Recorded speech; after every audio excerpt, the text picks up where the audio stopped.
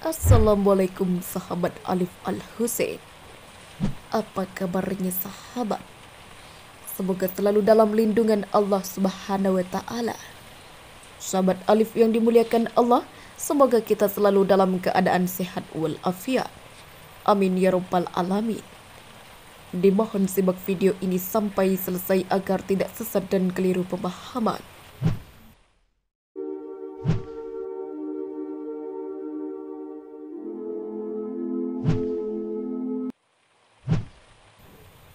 Bismillahirrahmanirrahim. Sahabat Alif, tidak lupa kami sampaikan salam sejahtera dan semoga tercurah segala bentuk kebaikan dan kita semua dalam lindungannya. Amin ya rabbal alamin. Sahabat Alif yang dimuliakan Allah, kali ini kita akan membahas tentang kisah nyata, yakni kisah sebelum tidur senantiasa membaca 100 kali salawat. Hal aneh pun terjadi menjelang wafat.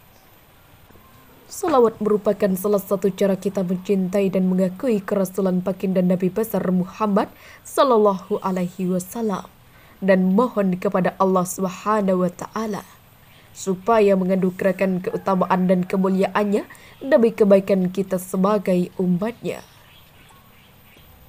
Dalam hal ini nampak jelas bahwanya hakikat salawat bukan hanya sekedar menyandungkan mada kepada baginda Nabi akhir zaman saja, melainkan juga memiliki sisi lain, yaitu bermunajat kepada Sang Khalik sebagai Raja semesta alam.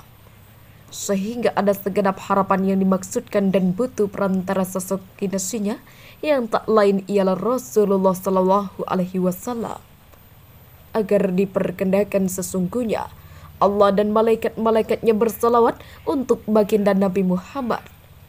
Sahabat Alif yang dimuliakan Allah, bersalawatlah kamu untuk Nabi dan ucapkan salam penghormatan kepadanya.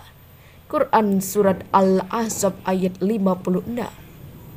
Telah banyak kisah-kisah menakjubkan mengenai faidah dan berbagai hikmah yang dialami oleh orang-orang yang gemar bersalawat, baik mereka yang karena telah dipanggil ilahi maupun yang masih hidup di zaman sekarang ini. Bagaikan fase yang bertahan dalam kempara zaman terus-menerus selama terkenal dan tak pernah lekang oleh waktu. Melantunkan salawat tak hanya mendatangkan ketenangan hati, melainkan juga mengandung hikmah-hikmah tersendiri yang bahkan tak mampu dijangkau nalar, sebagaimana yang diceritakan dalam suatu kisah yang disadur dari buku 114 kisah nyata. Doa-doa terkabul karya Tauhid Nur Azhar dan Sulaiman Abdurrahim begini kiranya. Al-Kisah seorang ulama zuhud bernama Muhammad Abdullah bin Mubarak keluar dari rumahnya untuk menunaikan ibadah haji. Di sana beliau menyaksikan pemuda yang begitu larut dalam lantunan selawat yang disenandungkannya. Demikian juga tak kalah di Mina dan Padang Arafah, Abdullah mendapati pemuda itu masih asyik saja dalam melantunkan selawatnya.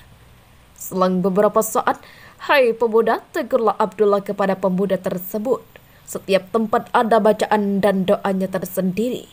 Mengapa engkau tidak memperbanyak salat dan doa padahal itu yang lebih dituntut?